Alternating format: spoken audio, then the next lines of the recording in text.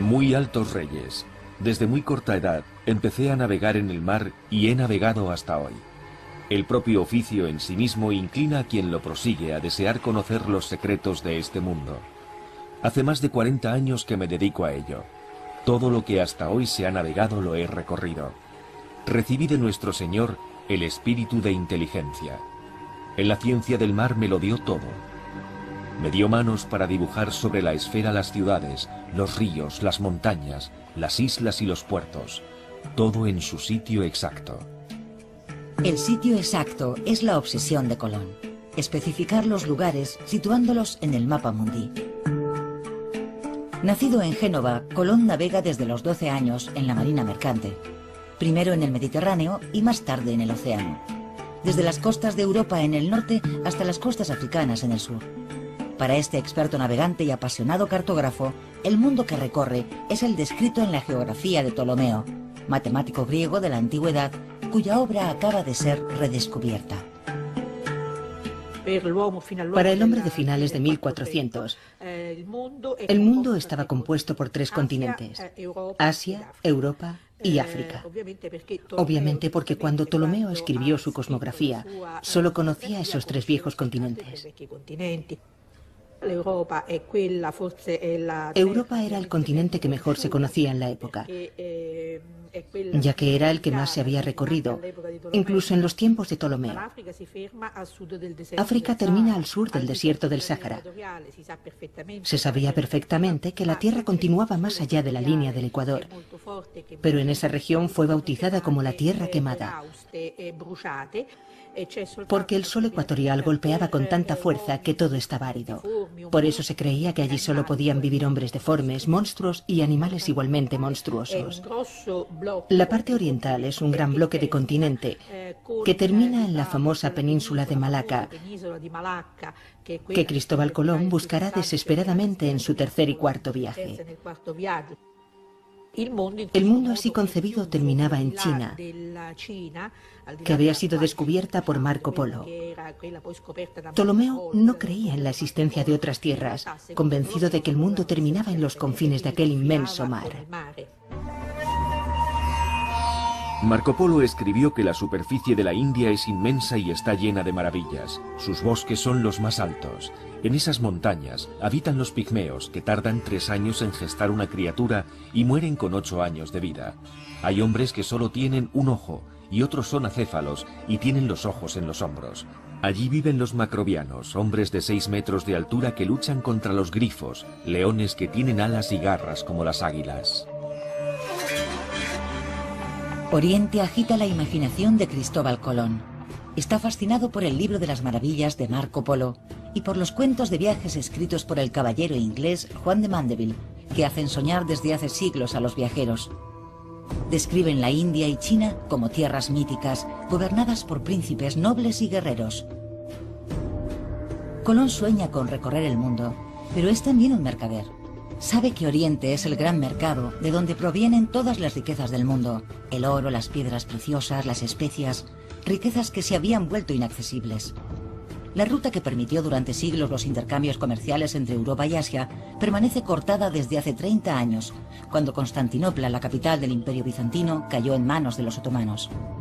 En 1480, Cristóbal Colón, navegante genovés, va a buscar a los países más dinámicos de Europa, Portugal y España, los medios para llevar a cabo su proyecto. Marco Polo y Mandeville eran importantes para Colón, igual que Pierre de Illy y otros escritos que estaba leyendo para tratar de orientarse. Y ello en sí mismo es un hecho interesante y significativo. Colón era un navegante excepcional, eso lo sabemos.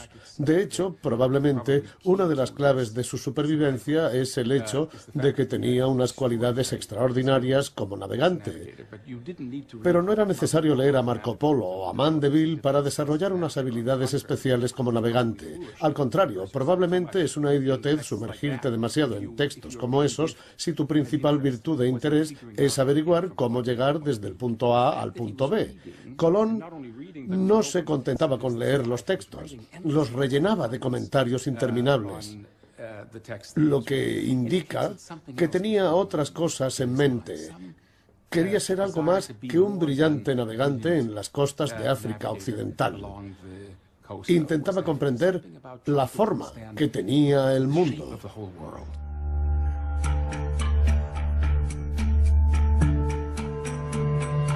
A finales del siglo XV sigue existiendo un gran desconocimiento. ¿Cuál es la circunferencia de la Tierra? Los matemáticos griegos de la antigüedad la habían calculado con exactitud, pero en 1492 sus trabajos aún no habían sido redescubiertos hasta que Martin Behem, un cartógrafo alemán, dibuja su globo terráqueo que reúne todos los conocimientos de la época.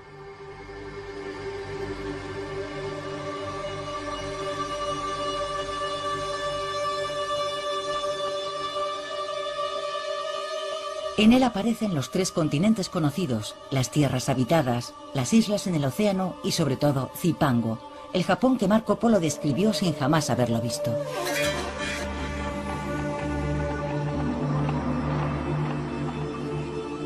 Es esta bola del mundo sobre la que Colón proyecta su expedición. Su propósito es llegar al extremo oriente, a China y a la India pasando por el oeste, siguiendo una dirección que nadie ha osado jamás tomar.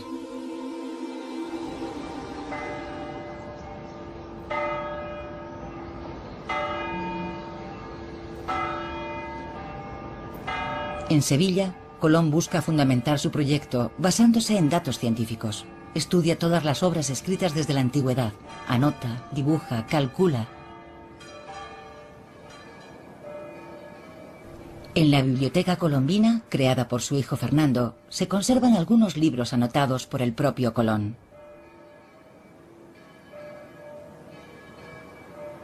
Incluye peculiarmente una carta copiada por su mano del físico Paolo Toscanelli que apoya su proyecto. Lo que es interesante de este libro es que una vez, esto sería evidentemente el libro terminado de Eneas Silvio, y después Colón le añade un cuadernillo de folios escritos por él. Este cuadernillo de folios comienza por la famosa carta de Toscanelli, esto es letra toda de Cristóbal Colón, la carta de Toscanelli anunciando al rey de Portugal que se puede hacer el viaje a la India por el poniente y que se puede llegar también, antes de la India, se puede llegar a la isla de Zipango, en Japón, evidentemente. Ese Zipango mítico del que había hablado Marco Polo en el Milione. Cuando estudia la geografía de Ptolomeo, Colón descubre en el libro una cita con los cálculos de otro matemático griego del siglo II, Marino de Tiro. Su medición de la circunferencia de la Tierra es todavía más pequeña que la calculada por Ptolomeo. Debido a que esa tierra más pequeña encaja mejor en su proyecto, el navegante genovés traza a partir de los cálculos de Marino de Tiro su ruta hacia Oriente. Desde Lisboa a Occidente hay 26 grados, cada uno de los cuales equivale a 250 millas. Esa distancia representa casi una tercera parte de la circunferencia terrestre hasta la nobilísima y gran ciudad de Kinsay, de la que se cuentan cosas maravillosas. Es de todos conocido que Colón calculó mal la circunferencia de la Tierra y su cálculo de la superficie de Asia era también erróneo. Por eso sus estimaciones de la distancia que debía recorrer estaban equivocadas en varios miles de kilómetros, pero si no hubiera cometido esos errores, Colón jamás habría emprendido su viaje. De hecho, hoy sabemos que la gente y los intelectuales de la corte del rey de Portugal y de la corte del rey y la reina de España rechazaron el proyecto de Colón. Y no lo rechazaron porque pensaran que la Tierra era plana o por las leyendas del siglo IX. Lo rechazaron porque los cálculos matemáticos demostraban que Colón había cometido un error monumental en cuanto a la circunferencia del globo y que él y su tripulación corrían el riesgo de morir. Sus embarcaciones no podían transportar el alimento suficiente para un viaje tan largo. Sus temores estaban justificados, ya que Marino de Tiro había cometido dos errores. El primero era considerar que Europa, África y Asia ocupaban 225 grados, cuando hoy sabemos que los tres continentes ocupan solamente 130 grados. Las masas terrestres son, por tanto, proporcionalmente más pequeñas en la realidad que en el globo de Behaim, y la superficie marina mucho más grande. El segundo error de Marino de Tiro estriba en que, según sus estimaciones, la Tierra tiene 30.000 kilómetros de circunferencia, cuando en realidad tiene 40.000. La distancia que separa Europa de la India es, por tanto, 3 veces superior a la que imaginaba Colón.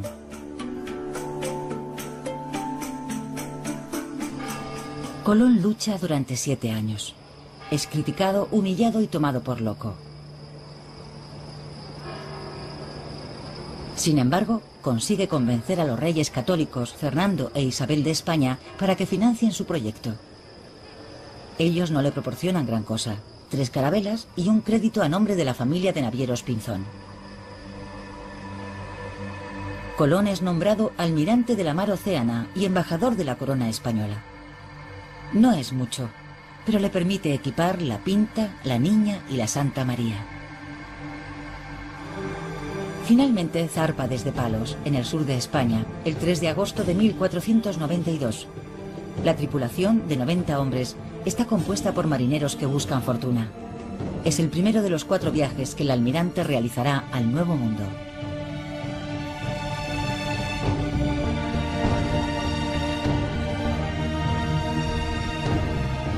Primer viaje, 1492-1493. Llegar al este por el oeste.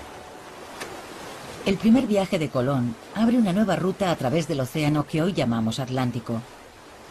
Todos los navegantes que se han lanzado posteriormente a la gran travesía reviven su aventura. El océano siempre infunde miedo, pero aquellos que lo recorren deben escoger su ruta, jugar con los vientos o contra las corrientes. Marc Tixelin, patrón de regatas de alta mar, lo ha atravesado más de 20 veces. El océano actual no ha cambiado en relación a la época de Cristóbal Colón. Siempre navegamos por el mismo océano. La gran diferencia es que nosotros estamos en un mundo conocido y él estaba en un mundo desconocido. Actualmente, gracias a él en primer lugar y luego a otros navegantes, cuando nos hacemos a la mar contamos con muchos elementos que nos ayudan, que nos apoyan, que nos dan seguridad. Y el trabajo que él tuvo que hacer para conseguir financiación para sus viajes y para convencer a los hombres para que lo acompañaran fue colosal.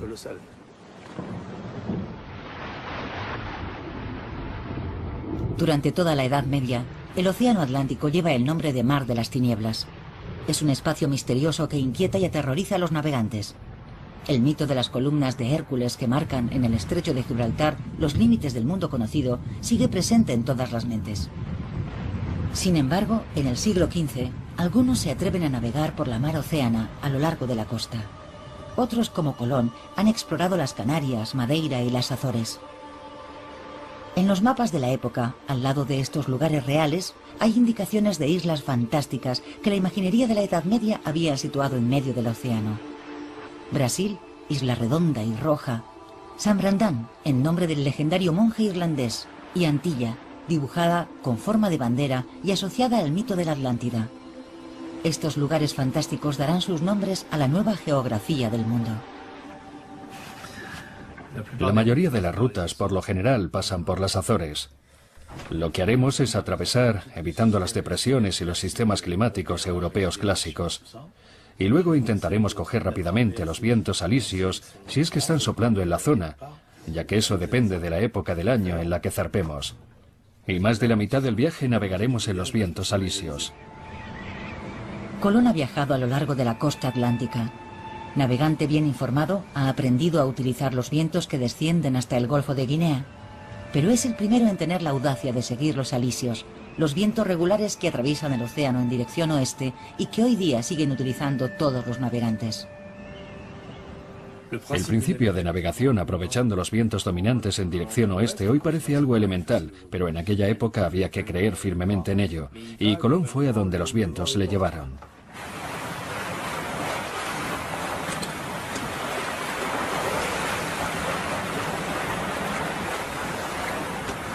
A la tripulación de Colón le preocupa la fuerza y la regularidad de estos vientos. Temen no poder remontarlos al regresar. En aquella época no tenían forma de saber cuándo iban a soplar los vientos alisios y aún seguimos estudiándolos hoy en día.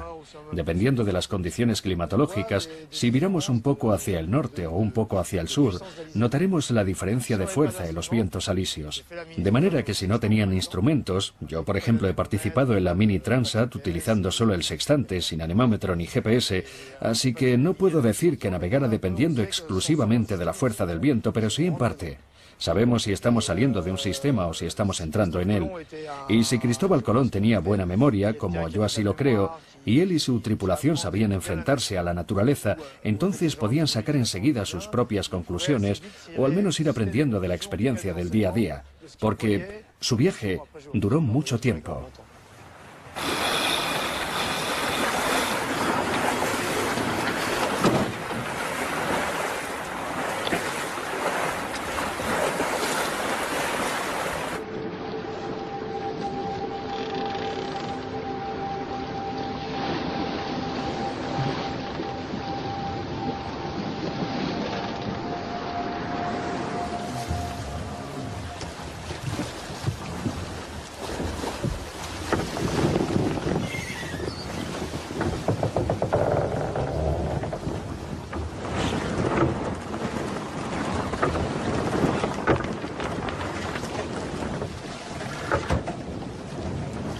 La duración del viaje, la fuerza de los vientos o por el contrario su ausencia asusta a la tripulación de Colón.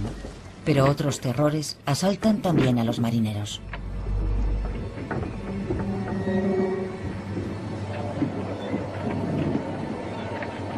Al amanecer nos encontramos con tantas algas que el mar parecía cuajado de ellas y venían del oeste. Y como sabemos que el miedo hace imaginar las peores cosas, los marineros temían encontrarse con una capa tan espesa que no permitiera avanzar a las naves. Para entonces, los hombres ya no podían más y se quejaban de lo largo del viaje. Todos aquellos experimentados marineros han oído historias de barcos atrapados entre las algas a los que jamás se ha vuelto a ver.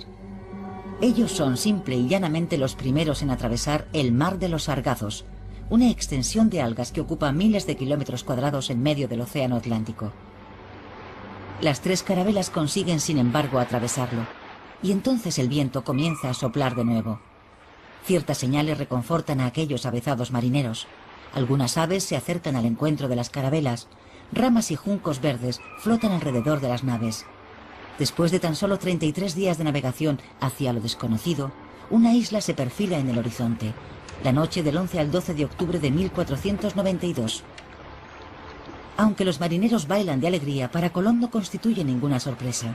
Para él, la tierra que tiene ante sí es simplemente una de las islas situadas a lo largo de la costa de su destino final, China. Simplemente confirma la exactitud de sus cálculos.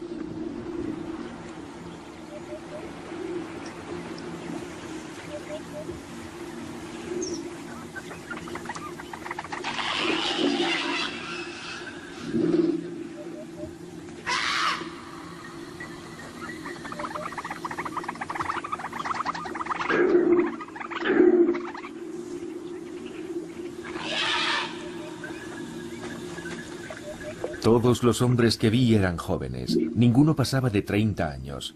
Estaban todos muy bien hechos, con unos cuerpos muy hermosos y muy bellas caras, con los cabellos casi tan gruesos como la seda de la cola de los caballos, y cortos, cayéndoles hasta las cejas. Van desnudos, como su madre los trajo al mundo, y las mujeres también. Algunos se pintan el cuerpo de color marrón, y son como los canarios, ni negros ni blancos. No llevan armas ni las conocen, porque yo les mostré espadas que por ignorancia cogían por el filo cortándose. Para ganarme su amistad, les di a algunos unos bonetes rojos y unas cuentas de vidrio que se colgaron del cuello, y muchas otras cosas de poco valor que les complacieron mucho.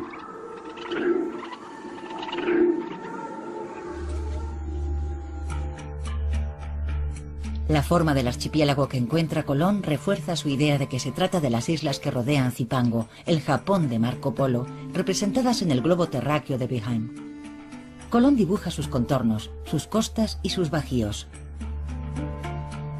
Toma posesión del territorio en nombre de la corona española y las bautiza con los nombres de San Salvador, Fernandina y Santa María de la Concepción. Estas islas forman actualmente parte del archipiélago de las Bahamas. Por un lado, se trata de un hombre que tiene un pasaporte, documentos y cartas. En ese sentido, él entiende que lleva esos documentos de su soberano al Gran Khan, al soberano de otro mundo diferente. Normalmente, cuando haces eso, cuando una persona desembarca en otro reino, no empieza de inmediato a rebautizar todo aquello con lo que se encuentra. Y sin embargo declara el lugar posesión del rey y la reina de España. Por tanto, Colón debió pensar que había llegado a una región apartada, extraña, que no estaba defendida, al ver que sus habitantes estaban indefensos. Se trataba de un grupo de islas sin defensa y Colón debió pensar que podía tomar posesión de ellas para él mismo o para sus patrocinadores reales. Para él, el control de aquel territorio representaba un punto estratégico para un encuentro que se auguraba mucho más complicado con las fuerzas de Japón, Zipango y el Gran Khan. A medianoche le ve anclas para ir a la isla de Cuba, que por lo que he oído a los indios es muy grande, tiene un gran comercio y está bien provista de especias. Si es como me han dicho los indios, se trata de la isla de Zipango, de la que se cuentan cosas maravillosas, y que de acuerdo a las esferas, las pinturas y mapamundis que he visto, está situada en estos parajes. Cuando descubre Cuba, Colón piensa en principio que es Zipango. Pero al continuar navegando hacia el sur, se encuentra con otra isla que los indios llaman Cibao, y es también muy grande y está muy poblada. La bautiza con el nombre de La Española. Es actualmente Haití y la República Dominicana. Al descubrir esta isla, Colón cambia de opinión. La Española es entonces Japón y deduce que Cuba es el extremo de la parte continental de Asia.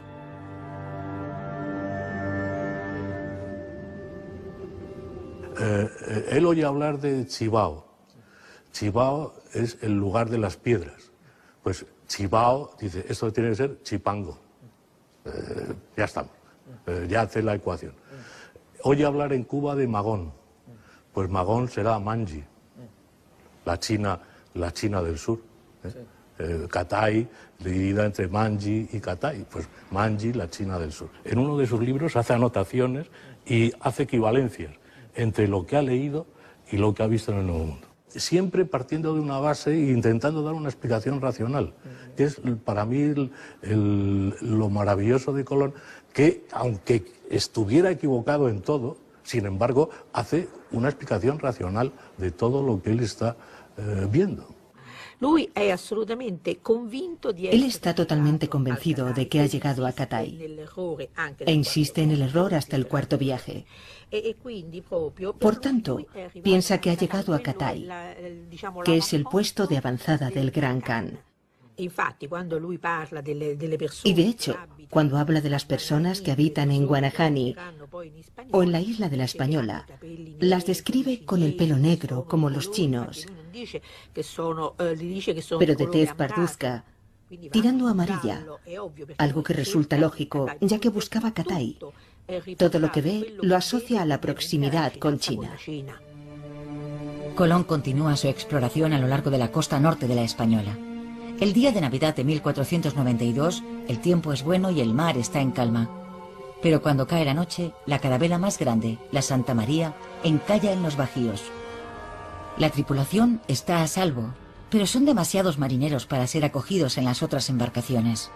Algunos deben permanecer en tierra. Con la madera del buque insignia naufragado, Colón hace construir un fuerte en la isla de la Española, en un lugar al que llama La Navidad. Y en aquel momento tantas cosas sucedieron que en realidad no fue un desastre, sino una gran aventura. Y es cierto que si yo no hubiera encallado, habría pasado de largo sin detenerme en ese lugar. En este viaje habría dejado gente aquí, porque no habría podido darles lo necesario, municiones y víveres para una fortaleza. Sin embargo, es verdad que algunos hombres que estaban conmigo me pidieron permiso para quedarse allí. Ordené construir una fortaleza muy bien hecha, y no porque creyera que fuera necesaria, porque los indios van desnudos, sin armas y son temerosos.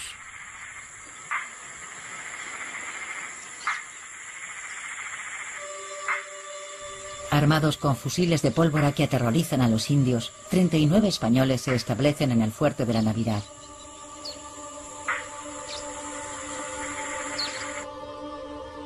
Colón, por su parte, reanuda su viaje. Quiere navegar más hacia el sur para llegar a una gran isla de la que ha oído hablar a los indígenas. Pero una vez en el mar, frente a las costas de la Española, los marineros de la Niña, cansados y maltrechos, ruegan a Colón que aproveche los vientos favorables para regresar a España. Señor, porque sé que os regocijaréis de la gran victoria que Dios me ha concedido en mi viaje, os escribo esta carta, por la cual sabréis cómo en 33 días llegué a las Indias con la armada que vuestras ilustrísimas, rey y reina, me dieron, donde hallé muchas islas habitadas por innumerable gente, y cómo tomé posesión de todas ellas.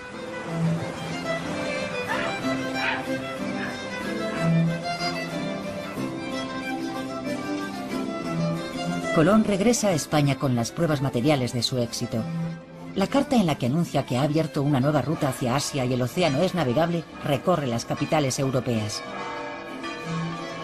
Los soberanos españoles reciben a Colón como un vencedor. A Fernando e Isabel les llega entonces el turno de mostrarse impacientes. Temen que otros países puedan tomar posesión de los nuevos territorios antes que ellos. Colón ha invertido 7 años en preparar la primera expedición, mientras que la segunda se organiza en menos de 5 meses. Colón es nombrado virrey de las Indias y la corona española pone esta vez todos los recursos necesarios a su disposición. 17 barcos zarpan de Cádiz en septiembre de 1493. A bordo viajan religiosos, soldados, agricultores, ganaderos con sus rebaños. Es la primera colonización del Nuevo Mundo.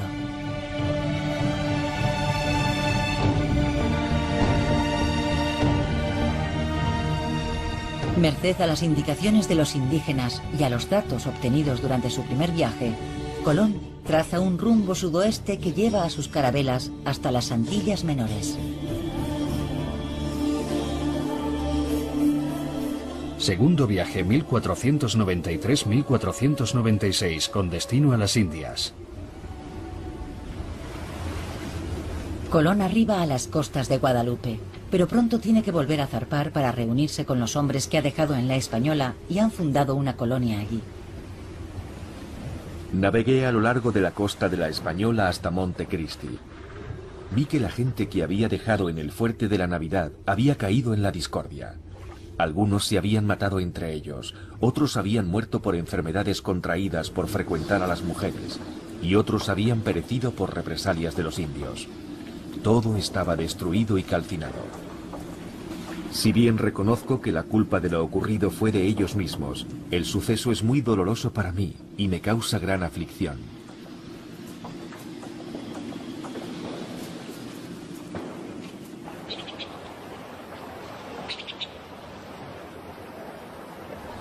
La primera experiencia real de convivencia entre españoles e indígenas ha acabado en un baño de sangre. Ha puesto de manifiesto la codicia de unos y la capacidad de resistencia de los otros. Los indios no son los seres dóciles e ingenuos que Colón había creído encontrar. Se ve asaltado por las dudas y teme por la misión real que se le ha encomendado: supervisar el asentamiento de los 1.200 colonos españoles que le acompañan. Colón no pretende convertir a la población local. Quiere tomar el control. Solo intenta comprender y negociar, en un contexto difícil, con una población de la que ignora la lengua y las costumbres, y cuya cultura no comprende en absoluto. Su principal objetivo es sobrevivir a ese encuentro y sacarle el mayor provecho posible. Y lo que interesaba a Colón por encima de todo no era la religión, sino los metales, concretamente los metales preciosos. La tierra del Nuevo Mundo rebosaba de oro, y por desgracia, a ojos de los europeos, el oro constituía la más valiosa de las riquezas. Y así fue como comenzó todo.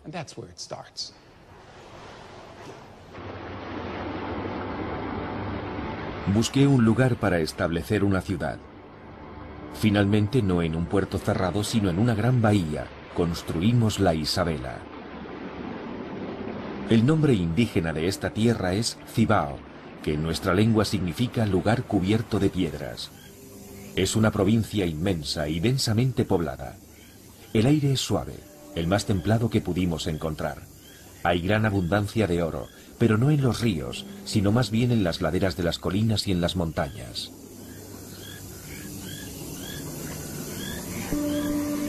En un punto que a la postre resultará poco adecuado, el almirante funda en 1494 la primera colonia del Nuevo Mundo.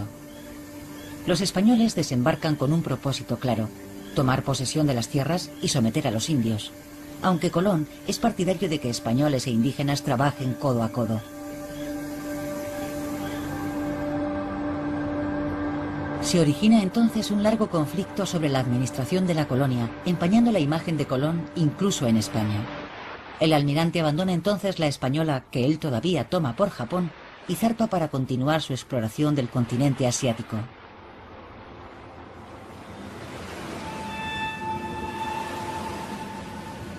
Navegué en dirección a Cuba con la intención de seguir la costa que había dejado en mi primer viaje, hasta el momento en que pudiera averiguar si se trataba de una isla o de tierra firme. Iba en busca de una provincia llamada Manji y eché el ancla cerca de un gran poblado cuyo jefe me conocía, ya que había oído relatos sobre mi primer viaje. Le pregunté si esta tierra se extendía hacia el oeste. El jefe, que era un hombre de bien, de edad avanzada, me respondió que esta tierra era inmensa y que nunca había oído a nadie afirmar que supiera dónde terminaba.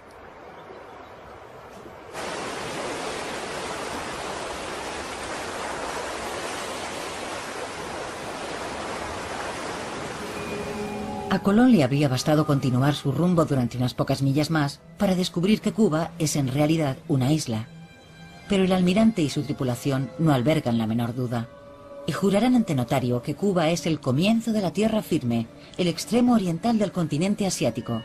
El almirante zarpa luego rumbo a España con una idea ya en la mente: emprender rápidamente un tercer viaje más al sur, hacia las Indias. Tercer viaje, 1498-1500, otro mundo. El mundo en expansión despierta el interés de las grandes potencias marítimas. España y Portugal llegan a un acuerdo mediante el Tratado de Tordesillas.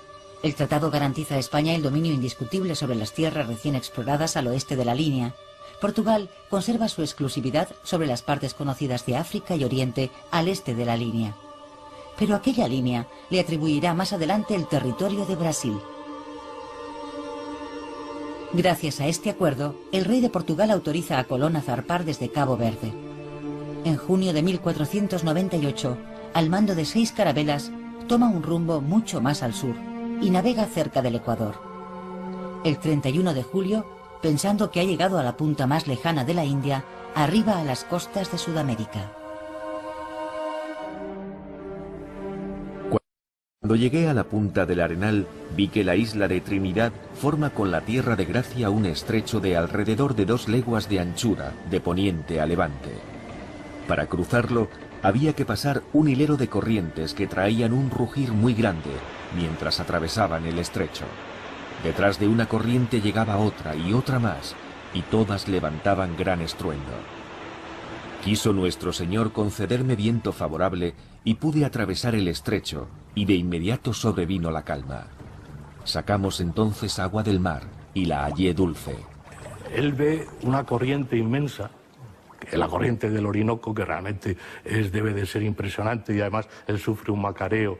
Es decir, el macareo es el choque de la corriente del río con la corriente del mar, y en ese choque está a punto de zozobrar las naves del propio Colón. Con lo cual, en este momento, él se encuentra con un río inmenso, es decir, que está navegando todavía en el mar y el agua es dulce. Por la corriente del Orinoco. Es el mar de agua dulce, como lo van a llamar otra vez después, ¿no? Con lo cual, esa corriente, ese río inmenso, ¿de dónde viene? Navegué a lo largo de la costa hacia poniente, y cuanto más andaba, más dulce y sabrosa hallaba el agua del mar. Anclé en un río. Luego vino mucha gente, y me dijeron que llamaban a esta tierra Paria, y que hacia el poniente estaba más poblada. Los habitantes de esta tierra son de muy linda estatura. Sus cabellos son largos y lacios, y son gente más astuta, con mayor ingenio que los demás, y nada cobardes. Jamás he encontrado un escrito latino o griego que diga de una manera precisa en qué lugar de este mundo se encuentra el paraíso terrenal. Estoy convencido de que el paraíso terrenal está allí, donde no puede llegar nadie, salvo por voluntad divina. Creo que esta tierra será inmensa, y que habrá muchas otras de las que jamás hubo noticia. A Colón le asalta una duda enorme. ¿Qué es lo que ha hallado? ¿Un nuevo continente? Sin embargo, solo hay 3 continentes. No puede haber un cuarto. Pero si no es un cuarto continente, ¿qué es lo que ha encontrado? Colón recurre entonces a los conocimientos cartográficos medievales para formular una respuesta. Se trata, según él, del paraíso terrenal. De acuerdo a la cartografía medieval, el paraíso terrenal estaría situado en Oriente y las aguas de 4 grandes ríos brotarían de él: el Indo, el Ganges, el Tigris y el Éufrates. A veces se cita un quinto río, que podría corresponder al Orinoco, el río que Colón acaba de descubrir. Así que el hallazgo de toda esa extensión de agua dulce es lo que le hace pensar que ha encontrado el paraíso terrenal.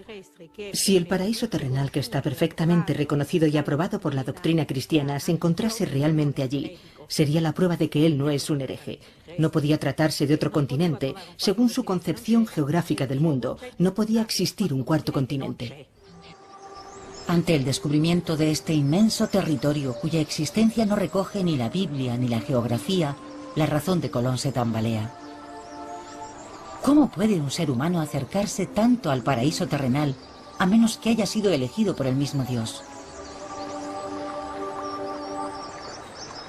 Sin embargo, mientras el almirante piensa que ha entrado en contacto con el cielo, los asuntos terrenales dan un giro muy diferente. Otros navegantes se atreven a aventurarse en el océano. En 1497, después del segundo viaje de Colón, el italiano Giovanni Caboto llega a las costas de Labrador y de Terranova. En 1499, durante el tercer viaje del almirante, el español Alonso de Ojeda dirige una expedición al continente sudamericano en la que participa el italiano Américo Vespucio.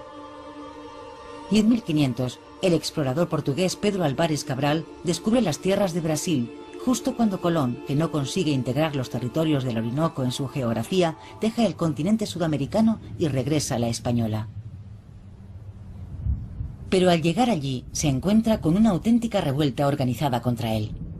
Los colonizadores españoles le acusan de dejar de lado sus intereses, anteponiendo la exploración de nuevos territorios a la gestión y la administración de la isla. Los soberanos han enviado a un nuevo gobernador.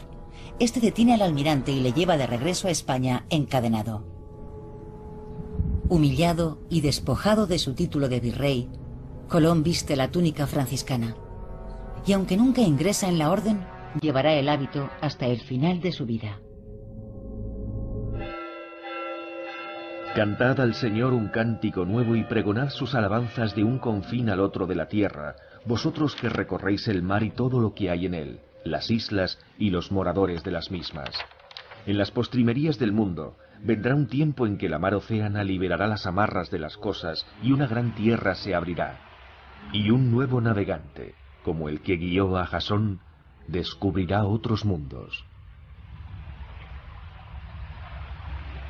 En este libro de las profecías que hace con su amigo Gorricio, él recoge por un lado el famoso coro de Séneca en la Medea, cuando dice que habrá un tiempo en el cual se desatarán las ataduras del océano y un nuevo Tifis descubrirá nueva tierra. Bueno, pues esta es una profecía que él se aplica a sí mismo, evidentemente. Yo soy el nuevo Tifis que ha descubierto esa nueva tierra y ese nuevo cielo. Ver el viaje y ver su misión como cumplimiento de una profecía del Antiguo y del Nuevo Testamento también.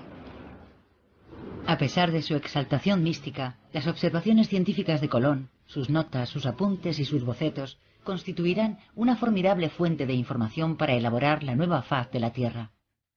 Permiten elaborar cartas, planisferios y mapamundis donde figuran los territorios recién descubiertos. En el año 1500, el planisferio de Juan de la Cosa representa el Nuevo Mundo por primera vez. En desacuerdo con la convicción de Colón, Cuba aparece ya como una isla. Pero las tierras representadas al oeste, en color verde, son todavía imprecisas, imaginarias, fantasiosas. Pertenecen todavía al mundo antiguo. Al año siguiente, el mapa de Caberio comienza a representarlas con mayor realismo. Elimina las imprecisiones y concreta todos los detalles conocidos, como costas, montañas y ríos.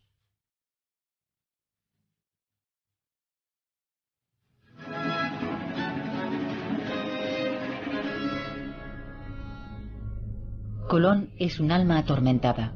Su obsesión es irrefrenable. Debe llegar a las Indias por la ruta occidental.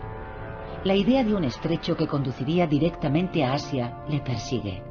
La ruta aparece trazada en su mapa del mundo.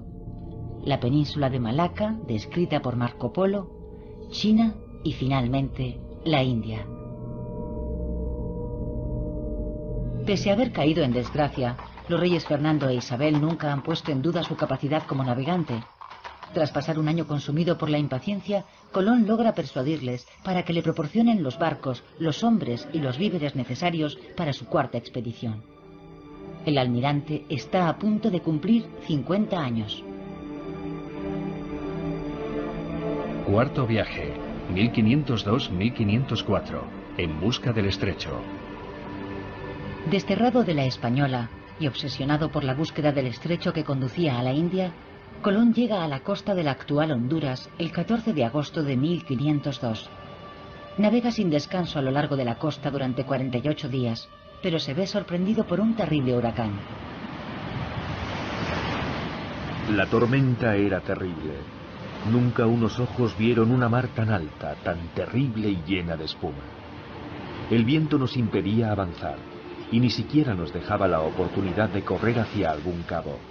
Allí me detenía, en aquella mar hecha sangre, que hervía como caldera en un gran fuego. Jamás se ha visto un cielo tan espantoso. Un día con su noche ardió como un horno. Y tal era el fuego que arrojaban sus rayos, que a cada instante miraba yo si no se había llevado mis mástiles y mis velas.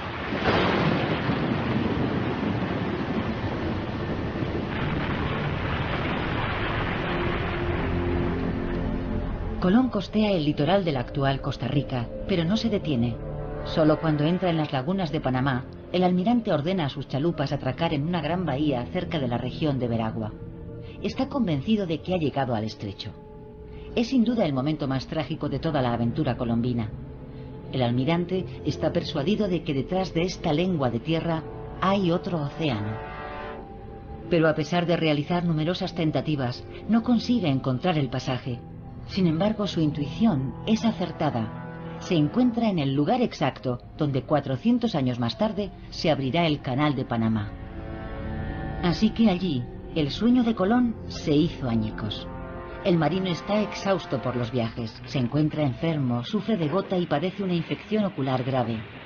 A pesar de su agotamiento, consigue hacer partir a sus 2 restantes carabelas de la bahía de Panamá. Al cruzar el mar Caribe, la tripulación se ve envuelta en otra tempestad. Ya en un estado lamentable, los barcos se ven obligados a atracar en Jamaica, de donde ya no volverán a zarpar. Rodeado de sus últimos marineros, permanece prisionero de la isla durante todo un año, antes de ser rescatado por la Armada Española. Toda esperanza de escapar se había desvanecido. Con gran esfuerzo me subí a lo más alto, gritando, llamando a los 4 vientos, a sus altezas y a Dios. Mas no hubo respuesta. Agotado me quedé dormido, gimiendo, y entonces oí una voz. Oh insensato, lento en creer y servir a tu Dios. Las Indias, que son una parte tan rica del mundo, Él te las dio por tuyas. Las repartiste como bien entendiste, y Él te dio el poder para ello. Te dio las llaves de las puertas de la mar océana, que con tan fuertes cadenas estaban cerradas. Retorna a Él, y admite al fin tu error. Tu vejez no será un obstáculo. Jerusalén y el monte Sión deben ser reconstruidos por la mano de un cristiano. Es un error considerar a Colón un explorador. Él nunca pretendió ser un explorador. Lo que quería era descubrir una ruta comercial, una nueva ruta que conducía a un lugar ya conocido. Pero se encontró en una situación compleja, frente a obstáculos completamente inesperados. Es cierto que hizo todo lo posible por aprovecharse de esa situación. Pero no debemos olvidar que en el transcurso de su 4º viaje estuvo a punto de perder el juicio. Vivía una experiencia muy extraña, cargada de una enorme tensión. Podemos encontrar pruebas de ello en su obra titulada El libro de profecías y en otros escritos redactados en la última etapa de su vida. Estaba como desconectado de la realidad por los recuerdos de lo que hoy consideramos una de las aventuras más hermosas del ser humano. De modo que hablar de Colón, el explorador, no me parece acertado. Ha habido exploradores mucho más importantes y muchas otras personas que se plantearon el dilema e intentaron comprender lo que habían descubierto, pero no insistieron, como hizo Colón al final de su vida, convencido de que había llegado a Asia. Incluso cuando llegaron a Cuba, obligó a sus hombres a jurar que estaban en China, como si el simple hecho de decirlo bastara para hacer de ello una verdad. Ese no es el comportamiento de un explorador moderno, pero Colón tenía ese anhelo y una curiosidad sin límites. Era consciente de la grandeza de su empresa, pero no fue capaz de asimilarlo. Era una experiencia demasiado fuerte y perturbadora. En 1506, tras regresar a España, Colón muere sin haber completado el proyecto de toda una vida. Nunca llega a la Asia de sus fantasías, y ni la religión ni la ciencia le han proporcionado las respuestas que buscaba. Sin embargo, su trágico fracaso quedará en nuestro imaginario colectivo como una de las mayores aventuras de todos los tiempos. Hacia el Nuevo Mundo. En 1502, el mismo año en que Colón realiza su último viaje, el mapa de Cantino marca una nueva perspectiva en la representación del mundo. Aunque las nuevas tierras no están aún situadas con precisión, el contorno de las islas aparece claramente dibujado. Se señalan las ciudades y los puertos y aparecen las primeras banderas. En este mapa portugués, el cartógrafo ha hecho hincapié en los territorios de la futura Brasil que muestran la riqueza de su flora y su fauna. La representación de los viejos continentes se afina. El trazado de África se hace más realista. Figuran los relieves y los pueblos, y las poblaciones aparecen por fin representadas. En cambio, la costa oriental de Asia, que ha sido el objetivo primordial de todas las empresas de Colón, sigue mostrándose incierta, vaga, prácticamente inexplorada. 5 años más tarde, el cartógrafo Waldseemüller dibuja el mundo como una proyección cónica. Las nuevas tierras aparecen representadas en un espacio mucho más extendido en comparación con el viejo sistema tolemaico. Por fin se distinguen de las de Asia. El nombre de América, inspirado en Américo Vespucio, el primero en explorar el continente sudamericano, aparece por primera vez.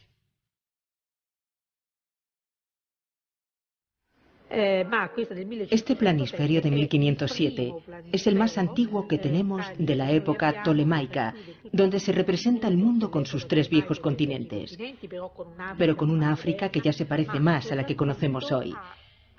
Y sobre todo, un nuevo continente, un nuevo mundo que Waldseemüller, el cartógrafo, bautizó con el nombre de América. Estamos en 1507. La única parte conocida es la descubierta durante el tercer y cuarto viaje de Colón, por los viajes de Martín Alonso y de otros españoles en el norte, y por los viajes de Cabral y de Vespucio a Brasil. Esta parte del mundo se convertirá a partir de entonces en la América portuguesa.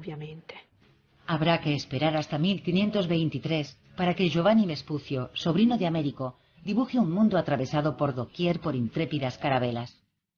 Las expediciones marítimas se multiplican, alejando lo misterioso y lo desconocido, y la costa sur del Istmo de Panamá, la que Colón no pudo franquear, se representa con gran precisión, y al atravesarlo se descubrirá otro océano al oeste de estas nuevas tierras.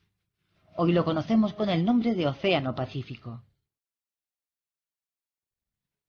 En el atlas dibujado por Cabot en 1540, la nueva geografía del planeta se hace más rotunda, y el continente americano asume el lugar que le corresponde. Sus contornos toman forma, sus relieves se marcan y sus espacios se pueblan, a pesar de que las zonas aún inexploradas se designan como terra incógnita. El nuevo océano, que entonces todavía se le conoce como el Mar del Sur, empuja las viejas tierras de Japón y Asia hacia el extremo oeste del mapa. No subsiste la menor duda, el Nuevo Mundo es una entidad totalmente separada del continente asiático, pero habrá que esperar hasta finales del siglo XVI para que sea finalmente considerado y representado como un continente en sí mismo.